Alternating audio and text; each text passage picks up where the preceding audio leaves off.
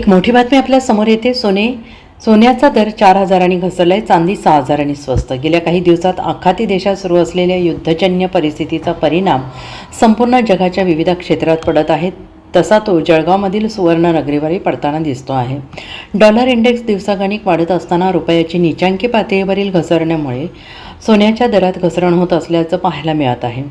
काल दिनांक 20 मार्च जळगाव सुवर्णनगरीमध्ये सोन्याचे दर GST शिवाय 1,48,000 असताना आज त्यामध्ये 4,000 रुपयांची घसरण होऊन हेच दर 1,44,000 वर खाली आले आहेत. तर चांदीचे दर 2,36,000 वरून 2,30,000 वर आले आहेत.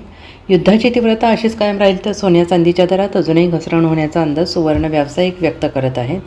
बाजारात मंदीचा दबाव कायम राहण्याची शक्यता वर्तवत LKP सिक्युरिटीजचे संशोधन उपाध्यक्ष कमोडिटी आणि करन्सी जतीन त्रिवेदी यांनी म्हटलं आहे की महत्त्वाचे मॅक्रो संकेत अजूनही प्रतिकूल असल्याने बाजारातील वातावरण कमकुवत आहे.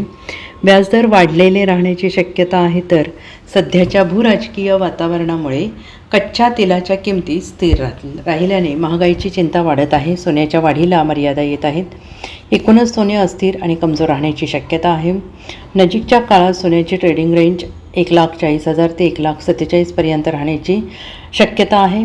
SS बेल्ट्रीजच्या सुगंधा सचदेवा म्हणाल्या की आज MCXवर सोन्याच्या किमतींना प्रति 10 ग्रॅम 1,70,000 जवळ तीव्र प्रतिकाराचा सामना करावा लागत आहे. तर 1,65,000 हा नजीकच्या काळासाठी एक महत्त्वाचा पिवोट आहे. जोपर्यंत किमती या पातळीच्या खाली राहतील तोपर्यंत बाजारात सुधारणा होण्याची शक्यता आहे आणि किमती 10 ग्रॅम 1,35,000 ते 1,27,000 पर्यंत घसरू शकतात. Bureau report SBN Marathi, Mumbai.